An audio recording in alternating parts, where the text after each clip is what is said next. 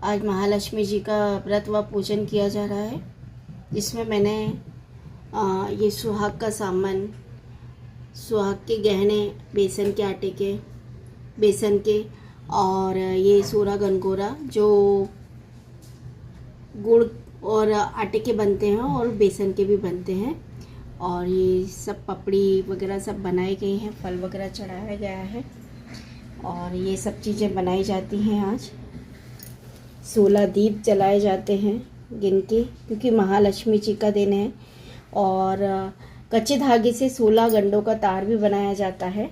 ये महालक्ष्मी माता की आज पूजा हो रही है, लक्ष्मी जी की पूजा है आज।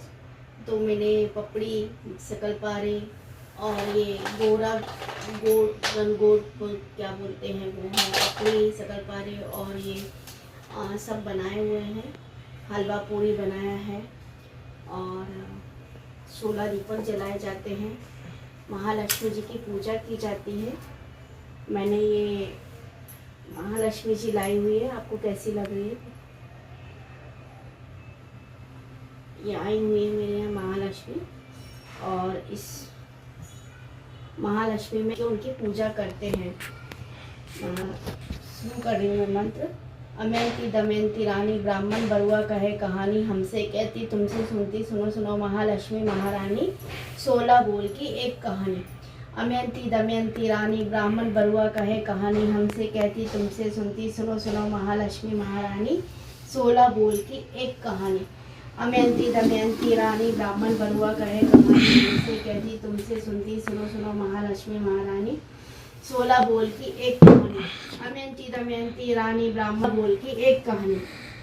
अमयंती दमयंती रानी ब्राह्मण बरुआ कहे कहानी, हमसे कहती तुमसे सुनती, सुनो सुनो महालक्ष्मी महारानी, 16 बोल की एक कहानी।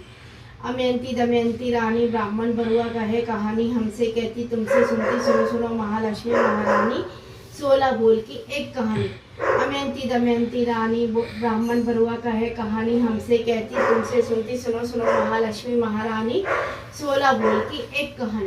अमयंती दमयंती रानी ब्राह्मण बरुआ कहे कहानी, हमसे कहती तुमसे सुनती, सुनो सुनो महालक्ष्मी महारानी, 16 बोल की एक कहानी। अमयंती दमयंती रानी ब्राह्मण बरुआ कहे कहानी, हमसे कहती तुमसे सुनती, सुनो सुनो महालक्ष्मी महारानी, 16 बोल की एक कहानी। अमयंती दमयंती रानी ब्राह्मण बरुआ कहे कहानी, हमसे कहती तुमसे सुनती, सुनो सुनो महालक्ष्मी महारानी, 16 बोल की एक कहानी। अमयंती दमयंती रानी ब्राह्मण बरुआ कहे कहानी, हमसे कहती तुमसे सुनती, सुनो सुनो महालक्ष्मी महारानी, 16 बोल की एक कहानी। अमयंती दमयंती रानी ब्राह्मण बरुआ कहे कहानी, हमसे कहती तुमसे सुनती, सुनो सुनो महालक्ष्मी महारानी, 16 बोल की एक कहानी। अमयंती दमयंती रानी ब्राह्मण बरुआ कहे कहानी, हमसे कहती तुमसे सुनती, सुनो सुनो महालक्ष्मी महारानी, 16 बोल की एक कहानी। अमयंती दमयंती रानी ब्राह्मण बरुआ कहे कहानी, हमसे कहती तुमसे सुनती, सुनो सुनो महालक्ष्मी महारानी, 16 बोल की एक कहानी। अमयंती दमयंती रानी ब्राह्मण बरुआ कहे कहानी, हमसे कहती तुमसे सुनती, सुनो सुनो महालक्ष्मी महारानी, 16 बोल की एक कहानी। ये 16 बार बोलना रहता है और 16 दीपक बना रखे हैं मैंने, देखिए। और ये 16 गोरा गनगोटा बोल बना रखे हैं, 8 मीठे और 8 नमकीन, और 16 तार का ये धागा बना रखा है, जो मैं पहन के अभी मैं पूजा करूँगी। हाथ में पहन लेते हैं या गले में पहन लेते हैं, और पूजा के बाद फिर इसे खोल के माता जी के पास ही रख देते हैं। 16 तार और 16 गठानों का ये धागा बनता है, जिसे पीली हल्दी में करते हैं।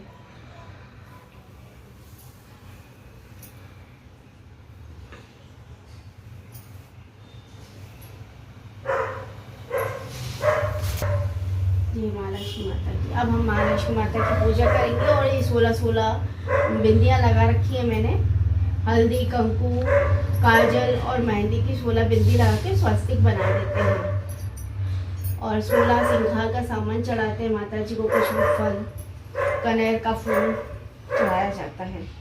और अब मैं कहानी बोलूँगी माता जी की, और चावल और फूल मैंने हाथ में ले रखे हैं, और अब मैं कहानी पढ़ूंगी माता जी की। लक्ष्मी माता की जय। यह व्रत भद्र पद की शुक्ल पक्ष में अष्टमी के दिन आरंभ करके अश्विनी मास को कृष्ण पक्ष की अष्टमी को समापन किया जाता है। महालक्ष्मी व्रत। एक समय महर्षि द्वैपायन व्यास जी ने हस्तिनापुर आए और उनका आगमन सुनकर समस्त राजकुल के कर्मचारी महाराज भीष्म सहित उनका सम्मान आदर से महाराज के राजमहल में महाराज के सुवर्ण और सिंहासन पर विराजमान कर अर्ध पान आचमन से उनका पूजन किया। व्यास जी ने स्थान चित्त से होने पर राज रानी गंधारी ने महर्षि व्यास जी के हाथ जोड़कर प्रश्न किया कि महाराज त्रिकालज्ञ तत्वदर्शी हैं, आपसे हमारी प्रार्थना है कि स्त्रियों के कोई ऐसा व्रत और सरल पूजन बताइए जिससे हमारी राज्य लक्ष्मी सुख पुत्र पौत्र परिवार सदा सुखी रहे। इतना सुनने के बाद व्यास जी ने कहा कि हम ऐसा व्रत व पूजन उल्लेख कर रहे हैं जिससे सदा लक्ष्मी जी स्थिर होकर सुख प्रदान करेगी।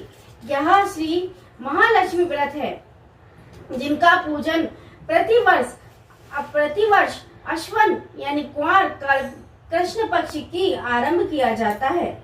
किसी विधान में पूजा होते हैं और यह विस्तार से बतलाने का कष्ट करें।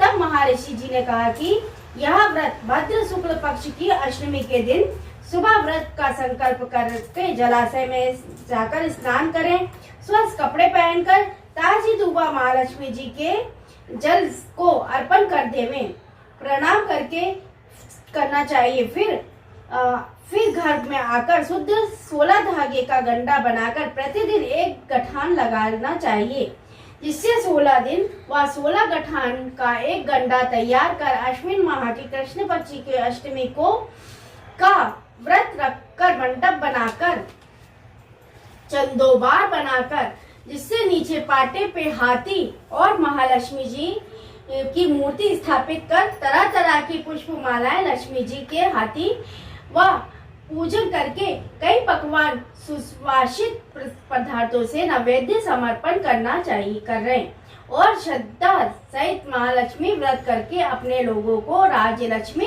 सदा स्थिर रहेगी ऐसा विधान बताकर व्यास जी अपने आश्रम को प्रस्थान कर गए। उधर समय अनुसार भद्रपद मास की शुक्ल पक्षमी को अष्टमी को रानों में रानियों ने नगर स्त्रियों को महालक्ष्मी व्रत का आरंभ कर दिया। बहुत सारी नारियां गंधारी के साथ प्रतिष्ठान मान हेतु व्रत का स्थान देने लगी। कुछ नारी माता कुंती के साथ भी व्रत का आरंभ करने लगी, पर गंधारी जी द्वारा कुछ द्वेष भाव होने लगा। ऐसा होते होते 15 दिन समाप्त हो गए। 16वें दिन अश्विन कृष्ण पक्ष की अष्टमी आ गया। उस दिन प्रातः काल नगर में नारियों को उत्सव मनाया आरंभ। सुख पुत्र पौत्र परिवार सदा सुखी रहे। इतना सुनने के बाद व्यास जी ने कहा कि हम ऐसा व्रत व पूजन उल्लेख कर रहे हैं जिससे सदा लक्ष्मी जी स्थिर होकर सुख प्रदान करेगी। यह श्री महालक्ष्मी व्रत है जिनका पूजन प्रतिवर्ष अश्वन यानी कुंवर कृष्ण पक्ष की आरंभ किया जाता है। किसी विधान में पूजा होते हैं और यह विस्तार से बतलाने का कष्ट करें। तब महर्षि जी ने कहा कि यह व्रत भद्र शुक्ल पक्ष की अष्टमी के दिन सुबह व्रत का संकल्प करके जलाशय में जाकर स्नान करें, स्वस्थ कपड़े पहनकर ताजी दुबा महालक्ष्मी जी के जल को अर्पण कर देवें, प्रणाम करके करना चाहिए। फिर घर में आकर शुद्ध 16 धागे का गंडा बनाकर प्रतिदिन एक गठान लगाना चाहिए, जिससे 16 दिन व 16 गठान का एक गंडा तैयार कर अश्विन माह की कृष्ण पक्ष की अष्टमी का व्रत रखकर मंडप बनाकर चंदोबार बनाकर जिससे नीचे पाटे पे हाथी और महालक्ष्मी जी की मूर्ति स्थापित कर तरह तरह की पुष्प मालाएं लक्ष्मी जी के हाथी व पूजन करके कई पकवान सुवासित पदार्थों से नैवेद्य समर्पण करना चाहिए कर रहे हैं और श्रद्धा सहित महालक्ष्मी व्रत करके अपने लोगों को राज्य लक्ष्मी सदा स्थिर रहेगी, ऐसा विधान बताकर व्यास जी अपने आश्रम को प्रस्थान कर गए। उधर समय अनुसार भाद्रपद मास की शुक्ल पक्षमी को अष्टमी को रानों में रानियों ने नगर स्त्रियों को महालक्ष्मी व्रत का आरंभ कर दिया। बहुत सारी नारियां गंधारी के साथ प्रतिष्ठान मान हेतु व्रत का स्थान देने लगी। कुछ नारी माता कुंती के साथ भी व्रत का आरंभ करने लगी, पर गंधारी जी द्वारा कुछ द्वेष भाव होने लगा। ऐसा होते होते 15 दिन समाप्त हो गए। 16वें दिन अष्टमी कृष्ण पक्ष की अष्टमी आ गया। उस दिन प्रातः काल नगर में नारियों को उत्सव मनाया आरंभ कर दिया। तो समस्त नगर नर नारी राजमहल में गंधारी के यहाँ उपस्थित हुए। तरह तरह के लक्ष्मी जी के मंडप माटी के हाथी बनाए सजाए और तैयारी होने लगी। गंधारी जी नगर के सभी प्रतिष्ठित नारियों को बुलाया और सेवक भेजकर माता कुंती को वहीं बुलाया गया और यह सूचना भेजी कि उत्सव बाग की धुन गूंजने लगी है, जिससे सारी हस्तिनापुर में खुशी लहर दौड़ उठी। माता कुंती ने इसे अपना अपमान समझ कर बड़ा रच मनाया और व्रत की कोई तैयारी नहीं की। इतने में महाराज युधिष्ठिर, अर्जुन, भीमसेन, नकुल, सहदेव सहित 5 पांडव उपस्थित हुए। तब अपनी माता को गंभीर दुख से अर्जुन ने प्रार्थना की कि माता, आप इतनी दुखी क्यों हो रही हैं? क्या आप भी अपने दुख के कारण जान सकते हैं और दुख दूर करने की सहायता हो सकते हैं? आप बताइए कि माता कुंती ने कहा, बेटा, जाति अपमान से बढ़कर कोई दुख नहीं है। आज नगर में महालक्ष्मी व्रत उत्सव है। रानी गंधारी ने सारी नगर नारियों को औरतों बुलाई और